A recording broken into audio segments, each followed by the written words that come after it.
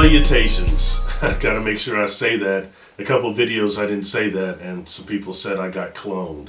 So, we don't want that. I wanted to talk about something that's a little different this time. This may be one of the last videos, excuse me, if not the last video that I do concerning Sasquatch. A lot of them are Patreon or not on YouTube right now, but I'm no authority on it. I'm certainly not an authority on this because I'm not from India. I'm not indigenous to those areas. So I'm listening people that might know a lot more than this than me. But nonetheless, the correlation I'm seeing is very interesting. And this is concerning Sasquatch, and actually more concerning starting off with Lord Hanuman. And Lord Hanuman from the Indian scripts, like the Ranayama, they talk about these beings. That would be one of the many Hindu gods. And this one in particular that catches my attention is that Lord Hanuman was known as the monkey god. And he was descendant of other gods. You can look this up for yourself, so I won't spend a lot of time on going over exactly who he was. You can look that up. But the point is that he appeared to be part monkey, part human. And this was of a god. And when you go back and look at these texts, the way they talk about this is when these gods walked the earth. And during that era, they were large size, like 25 feet tall. And that's the way he would have been, was described as being about 25 feet tall. And then they talk about how the size goes down over the generations, such as, you have the 25 feet tall giants. Then you've got those that are more like 20, 15 feet tall, down to like, 12, 8 to the size we are now. So that's interesting when taking that, comparing that to things like the Uranta book and all the different myths that we've heard, even the Bible too, all these things. So that's rather interesting. But nonetheless, when dealing with this Lord Hanuman, something fascinating is these footprints that are said to have been of Lord Hanuman when he was jumping around. These giant footprints. Now there's several of them. In fact, there's a gentleman that was talking about one of them, Praveen Mohan. I'm sure a lot of you probably know who he is. I really respect his work. Because a lot of them where, again, you have to go to the indigenous people. He's going to these temples in India. He's researching the ancient relics, and he's doing this. And I think he's trying to, that they're kind of shadow banning him a little bit. He's been complaining about that. So check his work out. But he went up to one of these giant footprints of Lord Hanuman, supposedly. Now, I'm not saying all these footprints are real, obviously, but nonetheless, the myth behind them and some of the legend behind them is interesting, along when you combine that with the spirituality and religion. So anyway, and what he was saying about this area, you look this up where this large footprint is that he's saying that there's also a descendants of, wow, must have talked somebody up. You wouldn't believe what that was. Sorry, slight interruption there. Let me go back to the giant footprints of Lord Hanuman. The point is that the one that Praveen was around, he was saying that the locals won't go close to this footprint, the area it's on this ledge, on this rock. They won't go there because there's a race that they call Vanara. And I'll put something up about them. And Vanara are these monkey creatures, these monkey men that are actually going around, that are actually doing ceremonies and worship ceremonies during sorry doing ceremonies. They're actually doing worship and ceremonies around this footprint of Lord Hanuman. So that's very important in terms of they won't go there because they say it's very dangerous.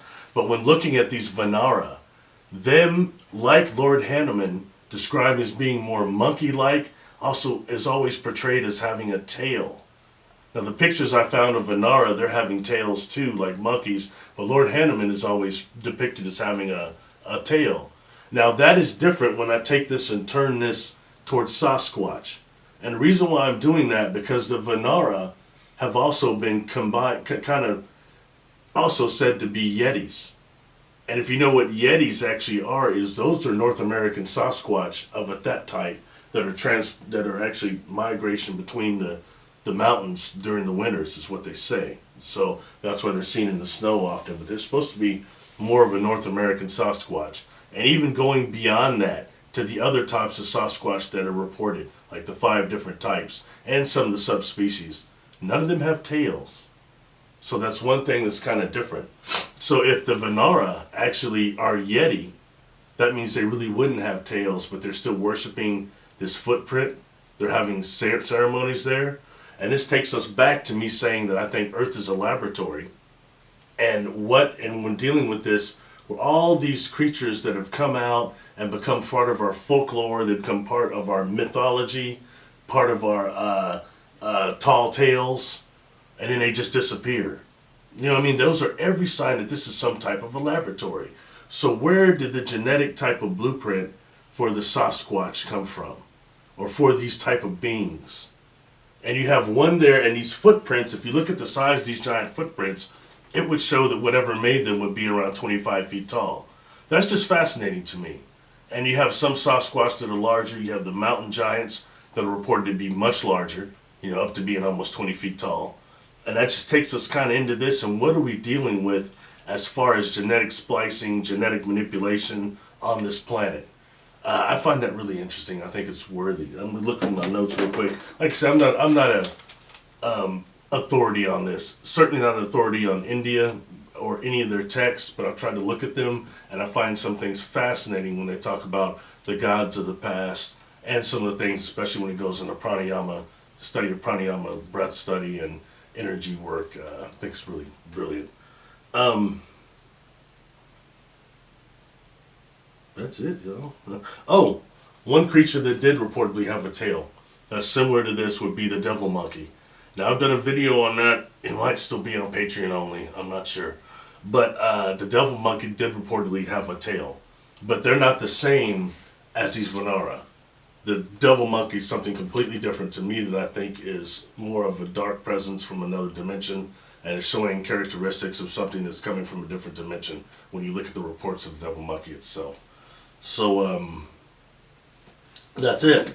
Something worth mentioning also is that there's different types of Sasquatch, not just the different types. When you start going into these hybrids, like where some of them really abducting Native American women and things like that, and you start going to some of these hybrids, you hear a lot about that, about the Yowie in Australia, how some of them were interacting and reproducing with the indigenous people. Whether that's true or not is up to you, but I'm just saying, looking at that is rather interesting, but still none of these species had a tail.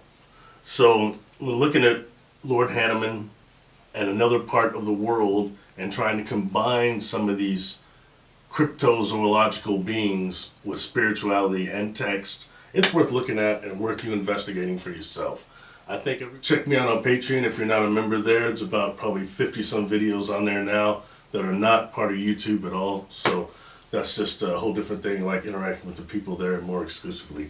So please put a like on it, subscribe. I'm still trying to beat that shadow ban. I don't know if it's forever or what, but you still can type in my name and the video itself and it won't come up. So I don't know what that is. So check out the playlist and look at all the videos on the YouTube channel itself. Thank you very much. Peace.